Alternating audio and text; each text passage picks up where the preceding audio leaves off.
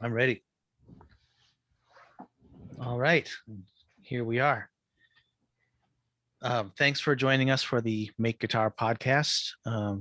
I don't even know how many of these we've done. It's January 16th, though, as we're recording it. Um, so, yeah, Happy New Year, all. Mitch, how you doing? I think I'm doing pretty good. I got to start working again next week. I was off work for a couple weeks and now I'm going back. Ah, I got a couple well, projects, circuit board projects going on. And yeah, I think I'm doing okay. good. Yeah, well, time off is good, but I guess we got to work. Yeah, sadly. Yeah. Anyways, you have a good New Year. Yeah, New Year's was pretty good. I didn't really do anything, just sat home, went to bed. I went to bed early on New Year's. That's the Uh, excitement that I have. yeah, actually, I did too. I fell asleep watching the Beatles documentary, Get Back, on Oh, New Year's did Eve. you like it? Yeah, I liked it a lot. It was very inspiring. Um, Yeah. Yeah, I watched it. It was to me, I don't know if you had the same experience, but I'm on two of the movies, so I've got to watch the third movie still. They're pretty long. mhm. They're all over 2 hours. Yeah, Um, but it's kind of like dry and kind of this humdrum everyday life, but then it's also like really interesting view of reality TV kind of, yeah. Well, I mean, they have a very different reality from most people, and uh, yeah, I find that very appealing. I mean, they approach making music like a lot of people, like professionals approach their jobs.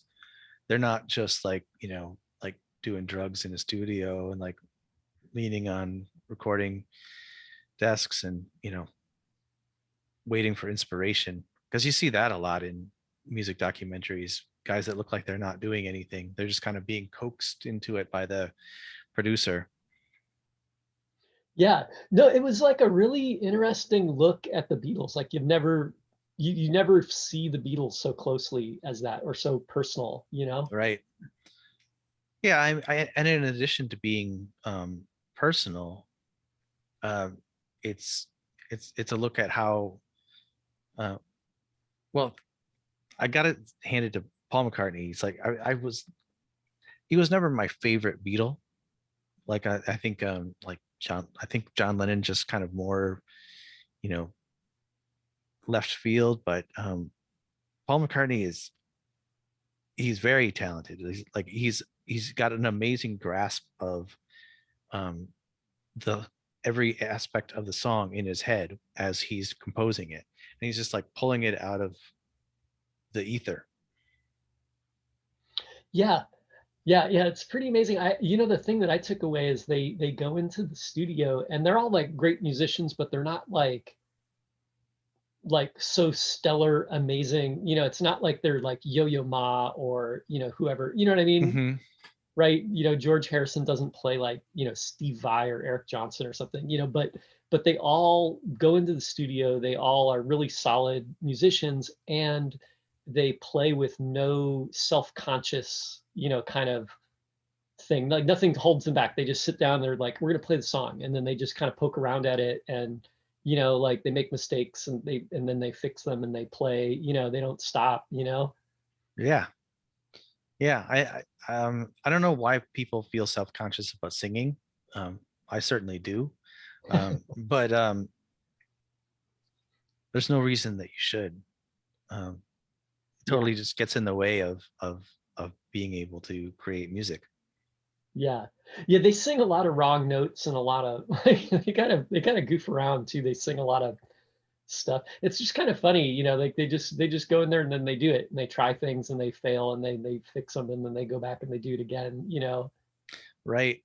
Yeah. I mean, it seems like they've got a kind of a toolkit. Like if you run into a dead end, then you just turn the problem upside down, or like think about the drum track or something like that. They have always got some way. Let's sing it backwards, or Or let's sing it in a Scottish accent. right, They have a lot of fun too, you know. right, It looks like it anyway. right. Except for when George left. I don't know what George was seething about, but you could see it. Like, I mean, I think it's part of the editing is that first movie, they kind of like Peter Jackson kind of edits it so you get this brooding kind of seething look from George, Hmm.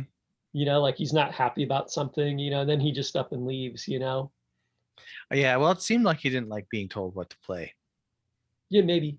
and I think most people are that way. Yeah, yeah. Paul McCartney's kind of guilty of that because he did that to Ringo too. Like he's like more of do do ba ba, no lighter on the, like yeah, Right. yeah. It seemed like Paul McCartney kind of wanted things played the way he wanted them played. Yeah, I think they would have still been successful if he had not been that way. Um, but that, especially like Let It Be is a great album. There's many, many great songs on it. And if it had not been the way that it is, I don't know. We don't know. Maybe it would be even better. But Yeah. I don't know. I'd heard this quote from John Lennon. There was a big interview with him somewhere, and he says like this is back in like 1980 or 79 or something. It was like just before he died, and he says he was kind of a little bit, a little bit upset. It sounded like where he was like, yeah, I always feel like when we were in the studio doing my songs, people were like, hey, let's experiment and do these things, right? Just like try different things. But then when we were doing Paul's songs, it was like, hey, play everything exactly the way that I want it played. And I could see that from this movie, but so he sounded a little bitter about it, just a bit. right. I mean, I don't know if he actually like singled Paul out, but I would imagine that that's what he meant. Like, I think in the interview he says Paul, like he okay, yeah, he just says it out loud. He's just like, and I think it's okay, I mean, I think they're friends, like he can call Paul out. right, yeah. I mean, I think that like I think that they still are having fun as a songwriting team at that point. Yeah. But I don't know. I think there's also something. Well, he's the kind of guy who just takes over.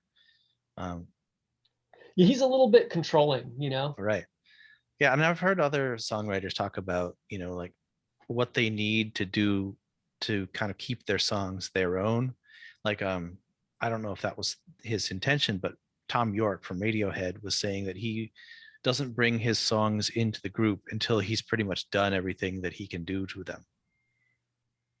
Um, because I think that you lose control over the structure once you get other people playing them, unless you're going to change your mind. It's like, okay, everyone, now the song goes like this, and Yeah. sometimes that creates resentments. People start Yeah. to say like, oh, we were writing this as a group, and now you're taking liberties or whatever. You're taking Yeah. control of it. Yeah, I could see that like affecting George Harrison. I think he was the youngest member of the group. Hmm. And I feel like he also kind of like John and Paul are pals. They were the original members and they have strong personalities, Yeah. right? So I feel like they kind of like push George Harrison aside. And Harrison had a lot of ideas. Like he had a lot of good songs but not as many of them got into the albums, Right. right? So most of the songs are Lennon McCartney, right? And they worked together, so they were always like sharing the songwriting credit, and then it would push the George songs off the record, right? Right. As far as I could tell. But then like after the Beatles, I think like Harrison produced like 3 solo albums, and he did like all this music that actually like overshadowed what everybody else did in a lot of ways. Yeah. He's definitely my favorite Beatle post Beatles. Yeah, yeah, yeah. I think he like the Harrison albums probably like are better than Wings, like Right. by a long shot. Right. You know, no offense to Wings there, but Wings didn't really do a whole lot, for me anyway, right? Yeah, well, they were kind of like, I don't know. I mean, this is also, it's going to sound insulting, but they're kind of like, kind of like Coldplay energy. You know what I mean? Like it's kind of, Yeah, I don't I don't know. know. I don't really even know much Wings, just like a couple songs. I think I remember hearing a few songs like in the roller rink, when I was like 10.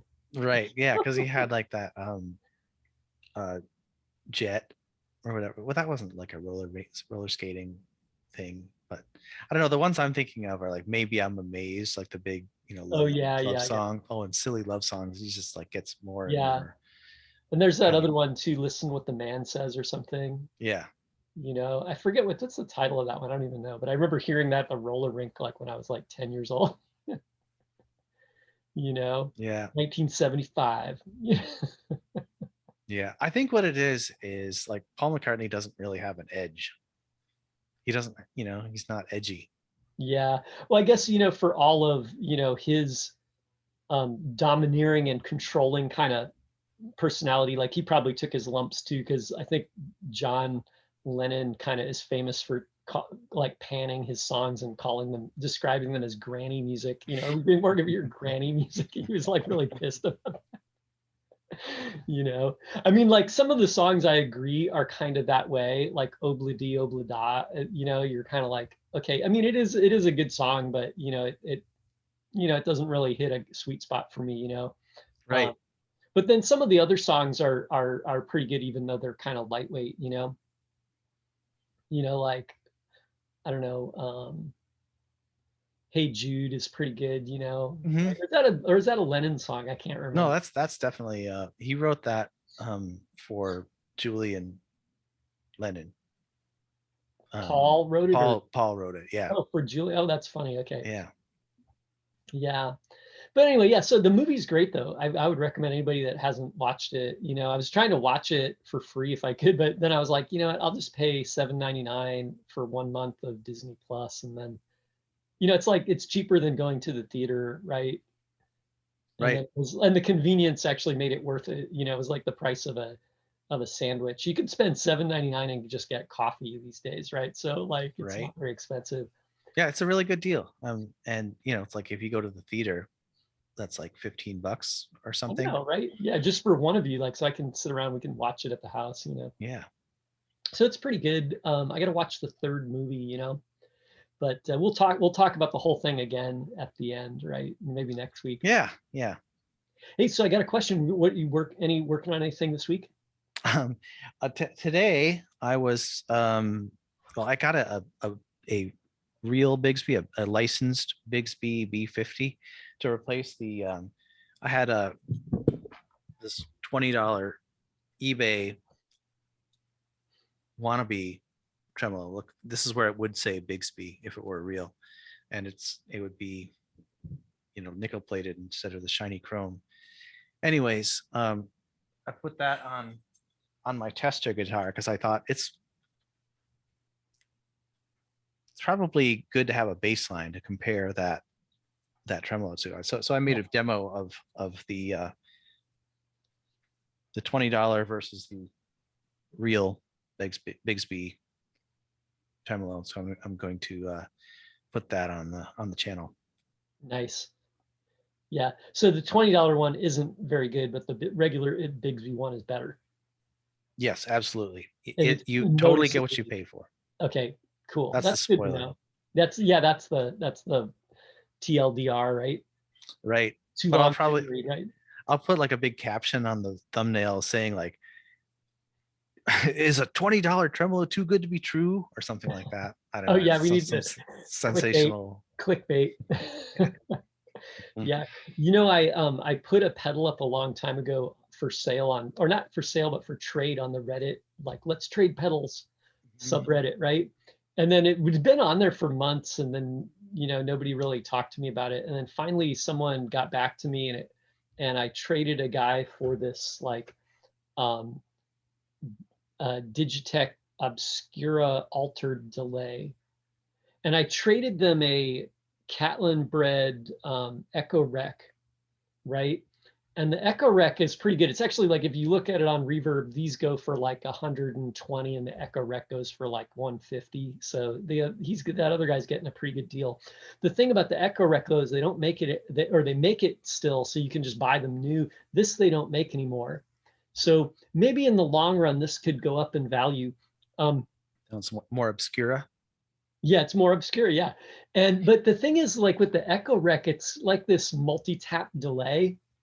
And for some reason, like I never use them. I thought I would, but I never use the multi-tap. It sounds great though, but I always use it in the single echo mode, right? Mm-hmm. This is interesting because it has a couple modes. It's got like an analog mode, a tape mode, a lo-fi mode, and a reverse mode. Ooh, cool. Yeah, so it's kind of cool. And then it has time and repeats and level, but then it also has a tone control and a degrade control. So like you can put it in the analog mode, and then you can decide like how much the repeats are degraded over time, you know? So this one Interesting. seems like got more options that I would use on it, you know? So it kind of appealed to me. It's got some other weird modes on it too. Like it's got a little switch at the top here that sets tails. Hmm. And actually the Echo Rec does that too, but it has a switch on the inside. So you have to switch this little like kind of like you have to take the back cover off and do this little tiny switch on the back. Yeah, that's weird. I mean, that's a weird design choice. Like, Well, it's kind of a set and forget kind of option, you know. So okay. if you have the tails on though, then it's buffered bypass, right? So it doesn't have like true bypass, you know. But the Echo Rec has a great preamp in it, so it sounds good. Like it distorts a little bit sometimes Okay. if you feed the echoes to it, or you turn the echo up, like the repeats, right? It'll kind of sound a little distorted, but it's in a good way. You know, Mm-hmm. this actually kind of does a similar thing, right? So anyway, so this was kind of fun. I was playing with this the other night, and I was liking the sounds from it, you know. Plus, I have this Bunar, which is it's like the Echo Rec, right? But oops, I had it upside down. But so I had kind of two of those, so I could get rid of. I don't need the two multi-tap delays. I'm just not using that much. Right. And yeah, I'm guessing you don't use the multi-tap on the Bunar either. Yeah, I don't. So I mean, sometimes I turn it on, but usually not. And Yeah, this I one's mean a that little seems bit like more of different. a You do it with these little buttons instead of like turning the knob. oh weird. Yeah. Those little flat buttons. Yeah, yeah. Basically, imagine it has like four echoes, right? Or four different time delay, you know, like I see. Okay. so the original had like a cylinder with like a right head and then four reed heads on it, you know, like tape heads, but they're on the cylinder. And so the cylinder is spinning and the right head is writing your echo or your guitar sound to it. And then the playback heads are picking it up, and you can turn them on and off so you can pick which ones, right? So one of them is like a whole note, and one's like a quarter note, and one's like a dotted eighth note, and one's like an eighth note, roughly, you know, depending on the delay time, right? Right. So it Hmm. sounds pretty good, you know. So I kind of had two delays that did a similar thing. So I thought, well, I'll get a different one, you know. Yeah. Yeah. I'm curious to hear that one. The Yeah, maybe I'll do a demo of it. It sounds pretty good actually. I was kind of impressed, you does it know. have any way to tap tempo in it? You know, it does have a tap tempo option. That's You have to cool. read the manual though, because I think it's kind of hidden. Like you have to hold the button down for 2 seconds and then it goes into tap tempo mode. Okay. The LED shows different colors, so depending on what mode you're in, right? So like in one mode, the color tells you how long the delays are. And then in another mode, I think it tells you when the tap tempo's on. It'll Okay, do cool. like a kind of a looper thing too. So if you turn up the repeats past like 3 o'clock, then it'll repeat forever. So you can kind of create a looping mode. And there's something about the tails button or switch that I have to read the manual again. It's one of Yeah, those sounds ones where some of the complicated. things are hidden. So you got to kind of know the manual, you know, to figure them out. Right. Yeah, I mean it looks like a very sophisticated pedal. yeah, it's kind of cool. Like It's got, one that would be hard to make. yeah, it'd be very hard to do this, to make this one from scratch. Like, Yeah. yeah, but so that was interesting. Um, yeah, so I got this week's song going on. Okay. I liked your song. I thought your song Oh, sounded pretty good. thanks. Yeah, I like your song too. It Oh, reminded me thanks. of Blues Explosion. Oh, good. Yeah. Okay. Well, that's good. Those guys are pretty good. Hmm. Yeah, I think so. I don't think I'm quite there yet, but I'm trying. Um, yeah, I thought I like the groove that I had, but then like I'm kind of missing like the je ne sais quoi, like the melody or the something that brings people back, or the surprise. I feel like there's like a thing in music, like if you have a good song, like it's got the chord progression and the melody and stuff, but then there's kind of like a surprise, like something happens that's different, or keeps us wondering, or makes us surprised, like that we hear something, and that's kind of hard. Yeah, That's the hard part, it's the I secret. I agree. I actually in my song, there's I don't know if you noticed it. There's one note that I think it might be in the wrong key or something like that. It's totally a wrong note. Uh, or even if it's not, it sounds kind of dissonant. And it's like that's my favorite part of the song. It's the wrong note. Nice. Yeah, we'll keep it in there. Yeah, Yeah. it's like if I had like redone that performance, I would have lost it. So Yeah. Yeah, well, the super pro musicians are like, oh yeah, I know what that note is, and they put it in there, right? right. Me, I just like when I'm in the right mood, if I'm just playing and I hit the wrong note, sometimes I'll hear that note is special, like, oh yeah, I don't know why, but you know, that Right. reminds me, I heard this story, like somebody was teaching some elephants to play music. Apparently Mhm. they've got great hearing, and so they made these giant instruments that elephants could play with their trunk. One of them Yeah, was I like, think I have that album. you do. Yeah, Yeah. well, one of them was like a marimba, or like right? Mhm. And they had tried an experiment to see, if the elephants really knew what they were doing. So they had all these keys set up on the marimba, like these wooden kind of resonating things that you hit, right?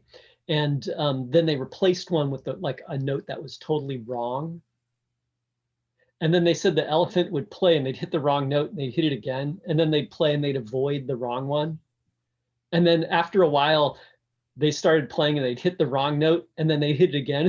They said the elephant just kept hitting the wrong note. He wouldn't stop. It was Like jazz. it's like a key change or something. Yeah, yeah, right. You know, That's but pretty interesting. I mean, the thing I have, I think it might be like a it's called the Thai Elephant Orchestra. So um, it's like the music or the instruments that they're playing definitely are, kind of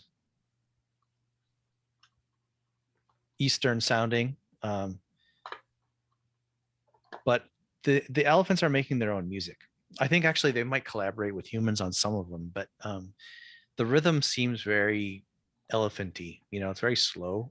Like it's like this the rhythm that they walk to kind of it's yeah, never fast. They don't do anything fast. yeah. It's kind. They should be in like they should be doing some doom metal because they would have elephantine Yes. Yeah, rhythm, that would right? be. Yeah, if we did that over here, we'd probably give them like electric guitars. Yeah, yeah. I was working on this other thing here too. This is it's a like the DS1, the Boss DS1. Like I put it in this 125B, but then I did the mods. So the mods here are they're the Keeley mods for the DS1. And so I put them on here and I got the switches installed, but I need a momentary stomp switch. So I'm just like stuck with getting the switch here. I ran out of these. So I got to order one. It's going to be like a week or couple weeks. It's too bad that Tida place is so slow on delivery. Hmm. But anyway, so I got this thing going on. So this will be kind of fun when I get this working.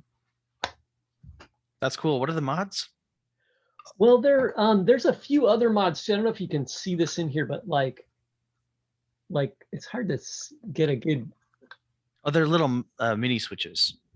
Yeah, yeah, right? yeah. So it's hard to see here, but I replaced some of the capacitors and a couple of the parts in here, right? So on the board, but then there's also a couple clipping diodes in here, right? And the switches set up like a different arrangement for the clipping diodes, right? And so there's two different options here. Actually, there's actually like six options because in the switches are off in the middle, Okay, right? And then you can switch it in to one side for one option and to the other side for a different option for one of the diodes, and then do the same for the other diode, cool. right? Yeah, so it's pretty interesting. Usually what they do is like Keeley mods, they take one of the diodes as an LED, one of the clipping diodes, and then they drill a hole in the tone control and they have the LED on the top of the box so you can see it. Like as you play, it kind of lights up because your guitar signal is going through that LED, so it kind of turns it on, you know. Right. Do you I didn't find that? I didn't do that. Okay. I mean, that sounds interesting. Um, do you do you find that the different modes, the different diodes, have a radically different sound on that one? You know, I haven't tried it yet because I don't have a Switch, so I haven't Oh, finished it right, yet. right, right. Um, but they should sound different. Like I built a couple of pedals that have like diode options, and the LEDs do sound different versus like silicone versus like germanium or no LED. Depends on the circuit. Like the Rat, you know, you can hear a definite difference. You know that Earthquake or Life pedal has the option. It has four different clipping diode arrangements, right? And you can Hmm, hear a definite difference. I mean, it's not like radical. It doesn't make a whole new pedal. It just changes the nature of the distortion and also the volume. right. You know, so the germanium diodes, they clip at a much lower voltage, right? So they're a lot quieter, and the LEDs clip at a higher voltage. They're like about 2 volts. You know, the germanium diodes are like zero point 0.3 volts, and the silicon diodes are 0.7. So you can hear a volume jump. So you wouldn't want to do that as like a foot switch usually, because you know you'd have to adjust the volume. You know. Right. Yeah, I noticed that on the what are those things called that we made the with the where you could change Oh, the Electra. the Electra. Yeah. Yeah, Um, yeah, I think yeah, I the even made Electra that. does that. Yeah, Yeah. it's got a total like clipping diode selector. I think it's like six different choices. You know. Yeah. Yeah, Yeah. it's kind of cool. It actually it's kind of a lot of work it's a lot of A/B, it's a lot of testing to find out, what's your best combination. It's kind of, almost a difficult pedal to use for that reason. You know, that's kind of weird because it's like in the one hand, like if you made a pedal like that, like you were making a product, you would add those options in because then someone buying your product would have a lot of choices, right? So they get Hmm. a lot to choose from. They feel like they're getting more. But I think as an end user, like someone that just has one of those pedals, I usually just set it to one of the options that I like, and then I don't change it. Right. So I'm Yeah. just using the one option, you know. Right. And I it's kind of might like, I might change it every once in a while, but usually like I pick one and and stick with it. right. Yeah. Yeah, totally. I mean, it's kind of like one of those things like changing the tubes on your amp or something like that. Like I'm once I do that, I'm I don't know. I'm too lazy to even do it in the first place. But if I were to try them out with, try out different tubes, um, I think I would just do it once and then be like, yeah, that's good enough. Like I wouldn't keep on A/B testing, going back and forth because it's just, I don't know. There's a lot of variables. Yeah. I'm kind of that way with strings, but strings are a little different. Like I put them on, I'll try like a new set of strings, you know, and but the thing with the strings though is I won't take them off even if I don't like them, unless I like really don't like them, because I'm like, I paid like 5, 10 bucks for these strings. I'm gonna wear them out. I'm just kind of a cheapskate. I'm like, I don't really like these, but I'll just play them until they're worn out. You know? Yeah. No, I guess I usually, I, if they're too heavy or something like that, like I think I tried out a set of tens or something like that not too long ago, and I thought maybe I'm, gonna get more tone out of these or something like that. I just didn't enjoy playing that guitar anymore. Oh yeah. Yeah, I like I don't know, I kind of like the light strings, but then I also like these half wounds or half flat wounds, right? They're kind of like, or ground wounds. Sometimes there's different names for them, but I like those, and they usually come in a slightly heavier gauge, so they're like 10s or 11s, so I like those, and they're kind of heavier, especially on the wound strings, so Hmm. I play those. But then actually, if I have the regular round wounds, I usually go with a lighter gauge. Right. Yeah, I actually got I think my the flat wounds that I got are like 10 to whatever, I think they're like a little bit of a heavier string for me. Um, but it's going to go on my Gretsch, so it seems like it'll be a good match. It won't be um, that guitar is weird because it has these very fine frets on it, so the flats seem like they're kind of like more of a natural fit for it. Yeah. With a guitar like this, I just want to be able to make bends. Yeah, yeah, right. I don't want to work so hard. Right. Yeah, I noticed you were Right. playing your Agile Yeah, I the had to other day. switch up the guitars. I just had to get a new guitar out. So it was good. That guitar sounds pretty good. It plays great too. Yeah, it does. Yeah. So, my only beef is it weighs like 9.2 pounds. I weighed it the other day. We have a kitchen scale, and so I got the kitchen scale. I put the guitar on it, and then it was too heavy for the kitchen scale. Oh, really? So then I was like, okay, shoot, what can I do? So I ran upstairs and I put the guitar down and I got on the regular scale, and then I picked the guitar up, and then I got me on the scale and I subtracted my weight from the guitar, Oh, yeah. Okay. and it came out to 9 pounds, 9.2, which is like heavy. Yeah, it's not ridiculous heavy, but that is heavy. It's pretty heavy, you know. It's playable though, especially if you're sitting down. Right. I got out some other guitars too. I was looking at some other guitars, like I got out that Carvin. I checked the serial number and I looked it up online for fun, and it's made between 1984 and 87. And then Okay. I was You're like, talking about that whoa, metal, the heavy metal one, the red yeah, one. yeah, yeah, yeah, the V220, right? Hmm. Um, and I was like, wow, that's pretty old. I was like, what was I doing in 1984 to 87? I was in college. Somebody made that guitar when I was like in college. Yeah, I mean that was during the time of like hair metal, Yeah, you like know, Van Halen and you know White Snake and yeah. all kinds of bands like that. That guitar plays great. Sounds good too. It just all works. It plays great. Yeah. That one weighs a little bit too. I should have weighed it. You Oh know, yeah. I was trying to. I got out that SG too. I want to sell that SG, that black SG. You Hmm. know, um, and so I was looking at that guitar and I was like cleaning it up a little bit. And just checking out. I was trying to figure out like what model that was. I think it's an SG special, and I wrote down the serial number and I checked it. Like Gibson has a serial number checker. And so that guitar I think was made in 1995. Okay. So it's a 95. So that one's like 20 years old too, right?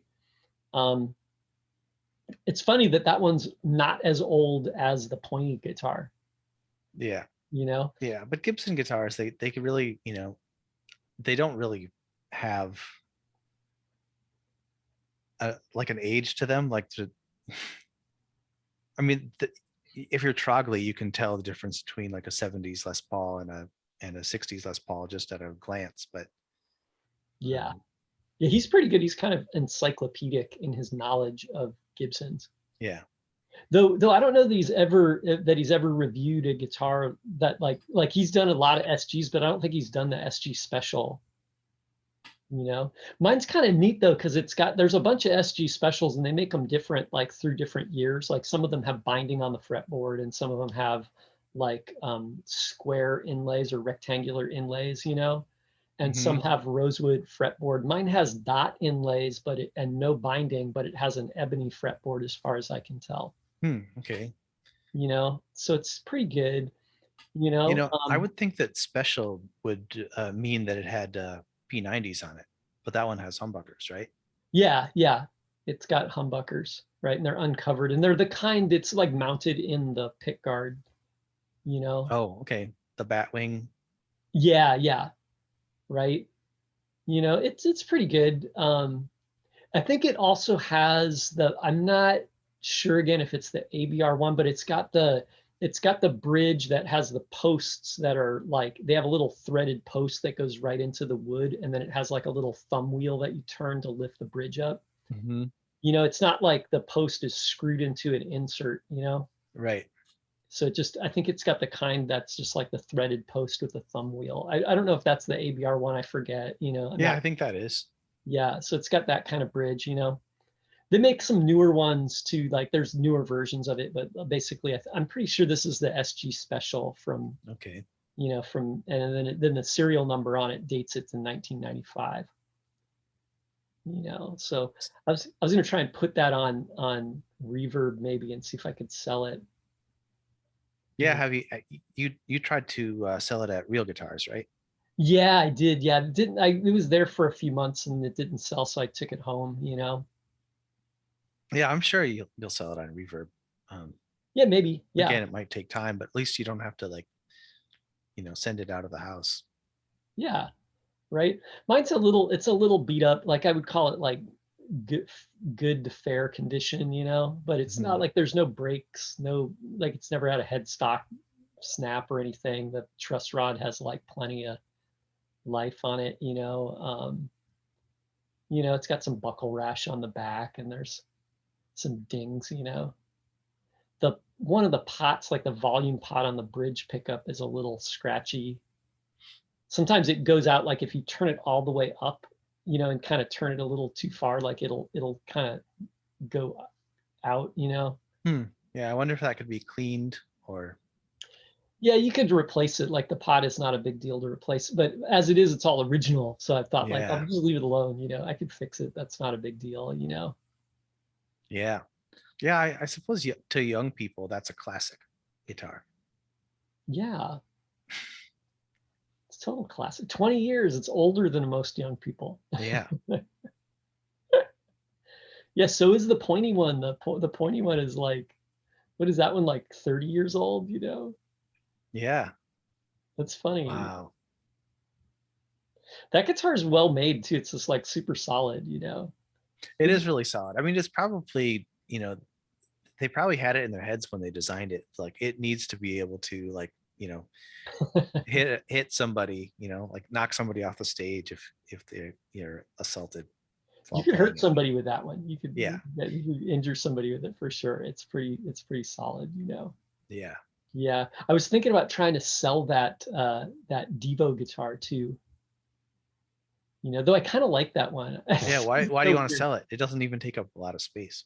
Yeah, exactly. Yeah, it's smaller. I can just throw it under the bed or like hide it in a corner because it doesn't take up any space. You know.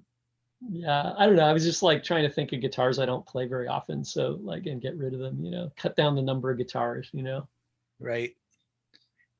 Um, yeah, I mean that's a lofty goal. I'm just trying to not get any more guitars. I'm just gonna try to make the guitars that I have as playable as they can be. Um, and in some cases it's replacing every single part, but not all at the same time. Okay, good. It's Yeah. the ship of Theseus. Like, is it the same guitar after you've replaced all the parts? That's a good question. I kind of wonder. After you play, well, which parts are you replacing? Everything, like the neck and the body too? Is that? Yeah, absolutely. I mean, like, okay, so David Gilmour, he was a guy who would like just take different parts from different guitars and then put them into his favorite one. And so, I mean, obviously that black Strat with the white pickups, that was the same way for a long, long time. But he replaced the neck. Um, he might have even painted it, and he might have taken a pick guard and pickups from different guitars. So like, um, I don't know. Once it became David Gilmour's number one strat, then it was, you know, then it was in its kind of final Yeah, state. I guess he finally got it worked out, you know. Yeah, I Right. don't know if if I showed this, but I got this pick guard. So this is like it's like a pre-wired pick guard with these like GFS pickups in it, but it's kind of wired like the Brian May. So I'm going to put Hmm. this actually on the gold Strat for fun. That's And, super cool. yeah, I like that one. The pickups sound okay, but they're a little quiet. So I thought that these would be a little louder, kind of got a little more oomph to them. Yeah. And then the wiring is kind of different too. It's wired in series. So I thought that that would be a fun experiment to play with around Well, with. totally. Yeah. I mean, you've got a lot of switches on there. What do they all do? Um, well, I think each of the switches here on the top turn on the pickup, right? And then the Okay. ones on the bottom, actually, no, wait, the ones on the top set the phase. So they're in phase or they're out of phase, right? And then the ones on the bottom turn the pickups on like 1, 2, 3, but they're in series. So if you turn the first one on, then you're getting this first pickup. If you turn the second one on, you're getting the first pickup into the second pickup. They're not in parallel, Hmm. right? They're in Okay. series, right? And then you could turn on the third one, you know, or you could turn all three on, but make the middle one like out of phase with the other two, you know? That's really cool. Yeah, yeah. So I thought that'd be kind of cool. They this one's set up too with the quick plugs, I noticed, Ah, yes. right? So it has the plug. So actually you could replace these, but we're not going to do that. We're going to just try and get this working, you know. But it could be, they could be replaced, right? So um, Yes. I think that you know what was interesting is I was looking at this and they used a quick plug here. So the quick plug is like a little tiny 1/8-inch jack, right? And you just plug it in. There's like a little jack kind of glued onto the back of the pickup, you know, right? Yeah. So Pretty genius. yeah, it's a super genius idea. You know what I noticed is they used a quick plug here for the output jack. Yeah.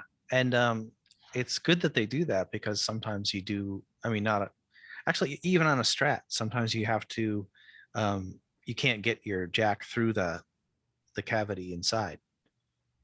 Yeah, yeah. So it was a really good idea. You know, I'm kind of surprised it hasn't caught on, you know, because it's such a good idea. But, you know, if you Well, want to replace pickups and play around, like the idea, like originally I kind of thought of a similar idea, but like I would have put the jack on the end of the wire from the pickup, and then that means you'd have to have that little the jack has to thread through the body, and then you have to make sure it's compatible with the jacks from something else. mhm, This is better than that idea, right? I think Gibson did that same idea too. It wasn't like anything super original on my part, you know, but this is a lot better because you can take the pickup out, put a new pickup in, and just plug the wire into it, and you're not messing with the wiring, right? right, And then you don't have to thread the wire through the body again, right? And the same thing here with the jack. You could take the whole pick guard off and then just unplug the output jack, you know, it'd be a lot easier. right. So I think it's Yeah. a pretty good idea. You know, I haven't, this is the first one that I've experimented with this. So I'll put it on and we'll say, we'll give a review of it. The bummer is like these Strat pick guards, they all have a different, like there's several different patterns of bolts, like the little nuts or screws, right? And this one is, of course, is different than the one that I have, right? So I'm gonna have to drill a Uh, couple extra holes, you know, to make it fit. Not hard that's to do.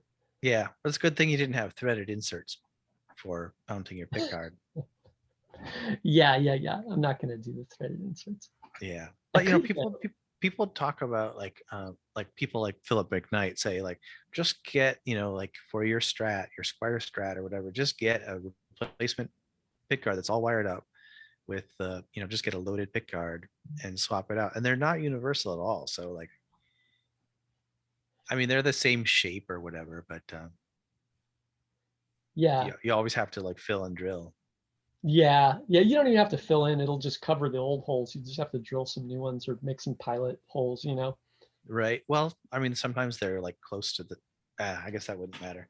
Yeah, Okay. that's the case. I think I kind of set it down to check it out, and it looks like a couple of the holes are pretty close, so that might be a problem. Right. But I'm not going to worry about it.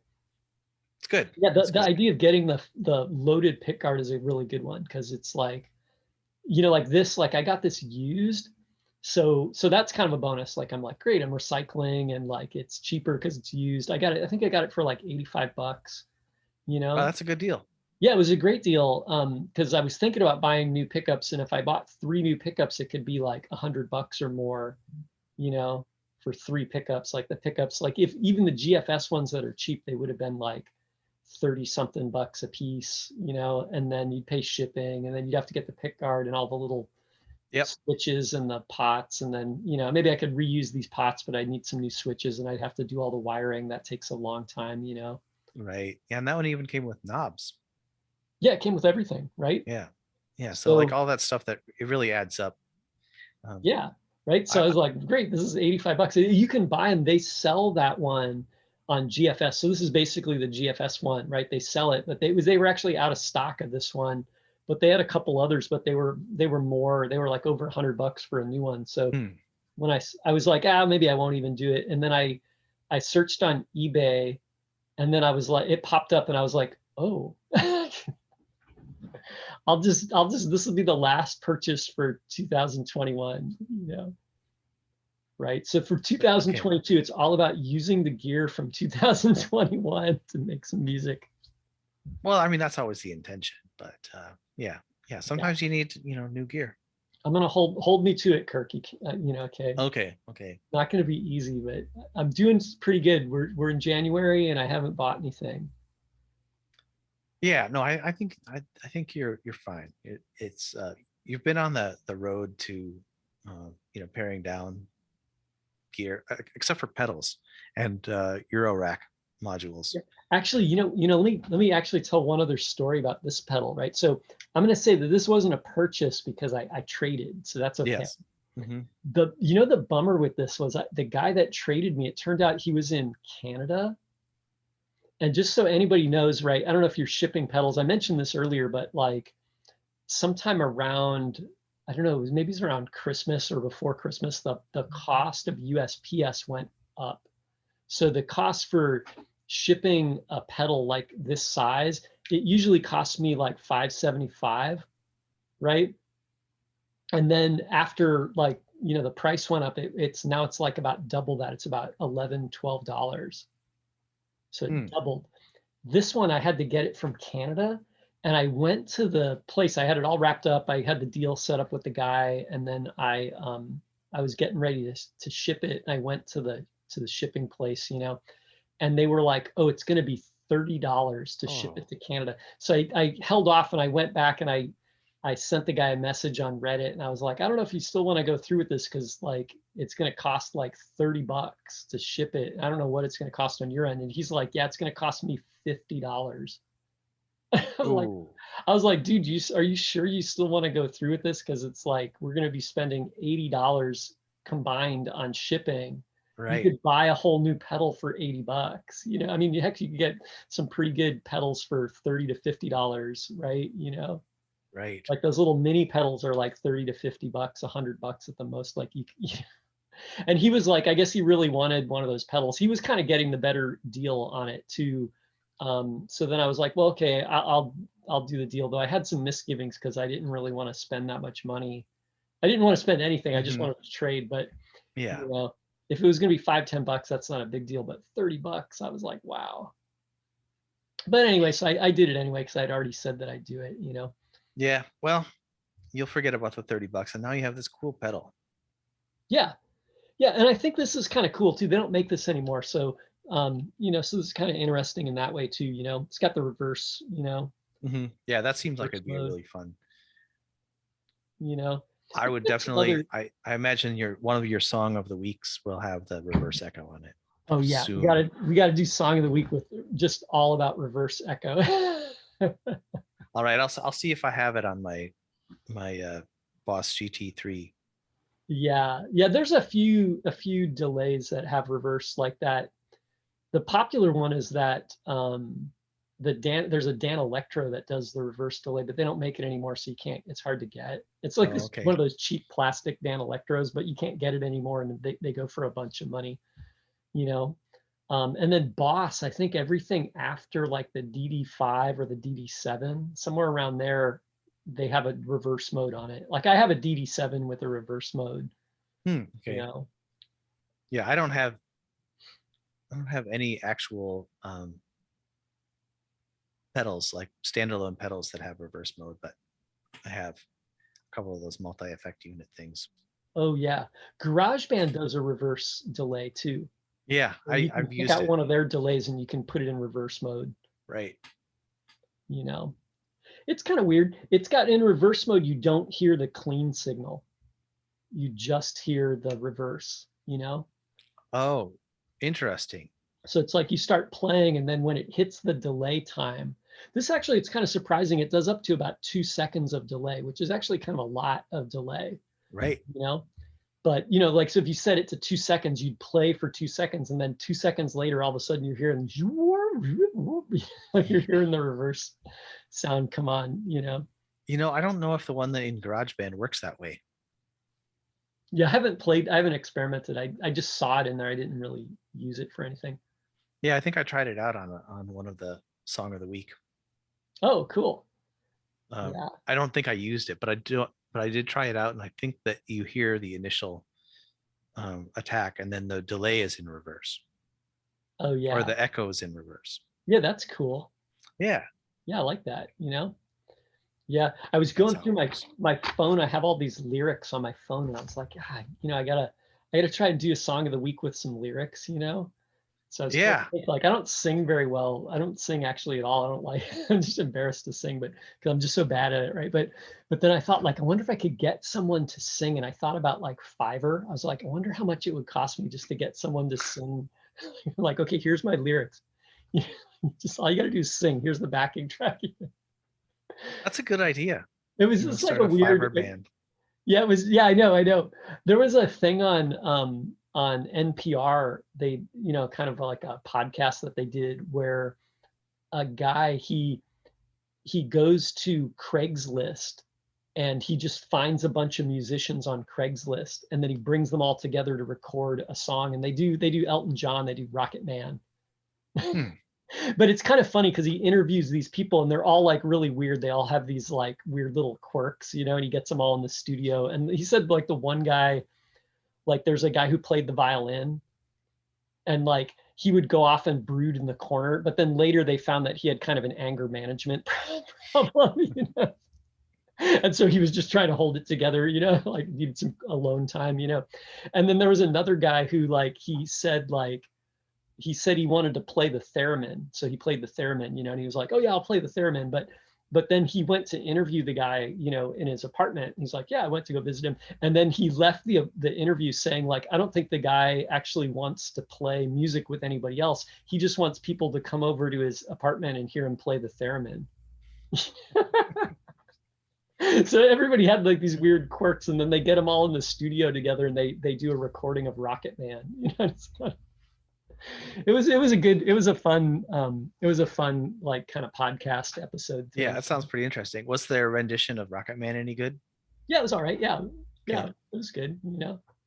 But anyway, so I had the idea like, what if, I wonder how much it would cost me like if I went to Fiverr and I just got people to, you know, to sing. You know, I could play the guitar and the bass and stuff, you know, but I could just get someone to sing on a song. You know? That's a great idea. I mean, because it's really hard to get people to commit to being in a band, but just like you could, get your needs met,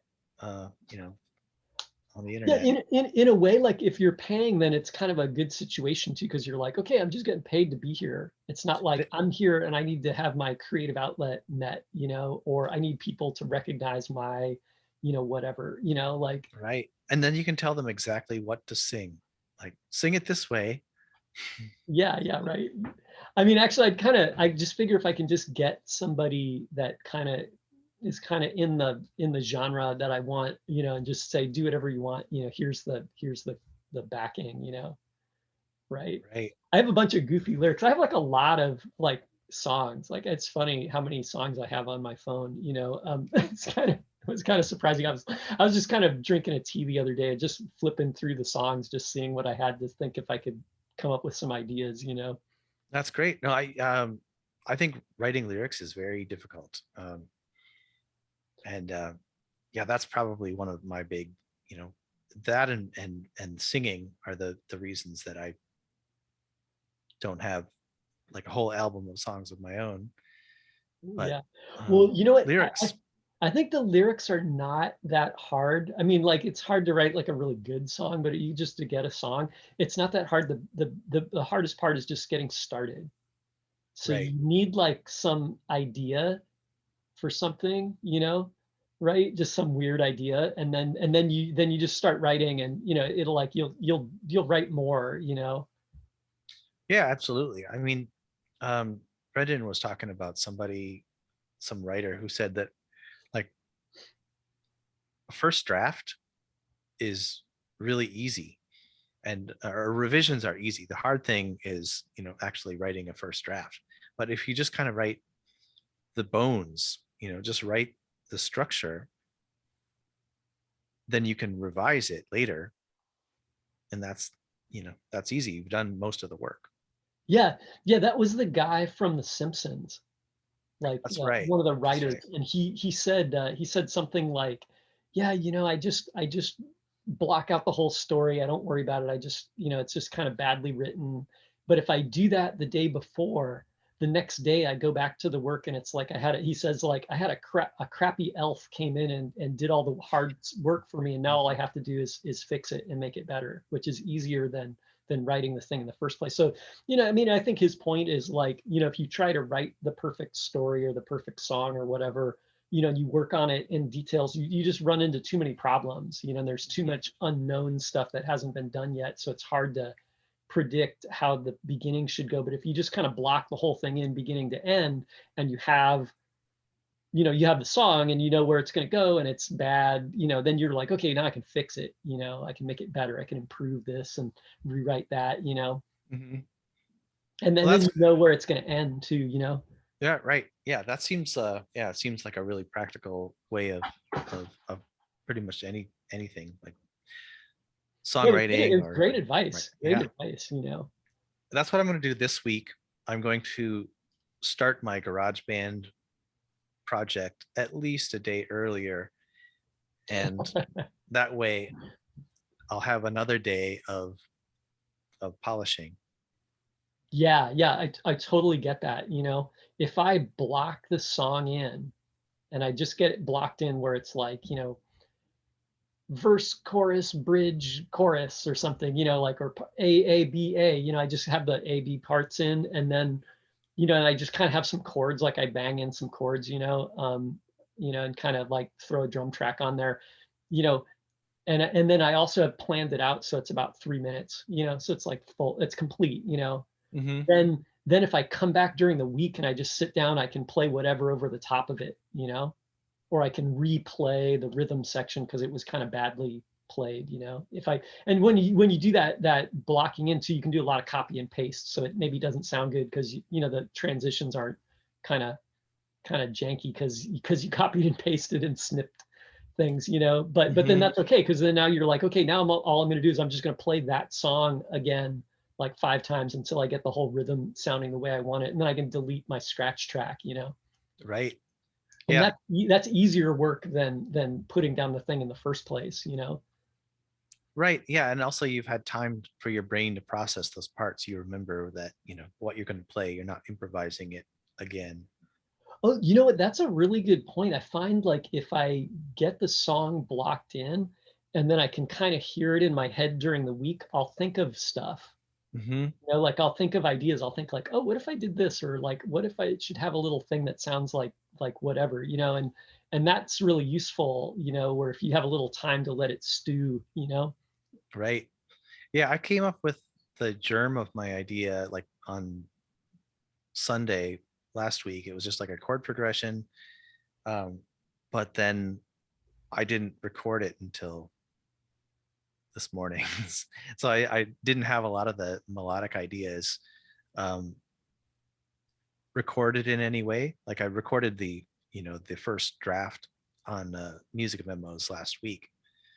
Um, but yeah, like once you start having the GarageBand experience, that opens up a lot of channels, a lot of avenues to you. Yeah, for sure.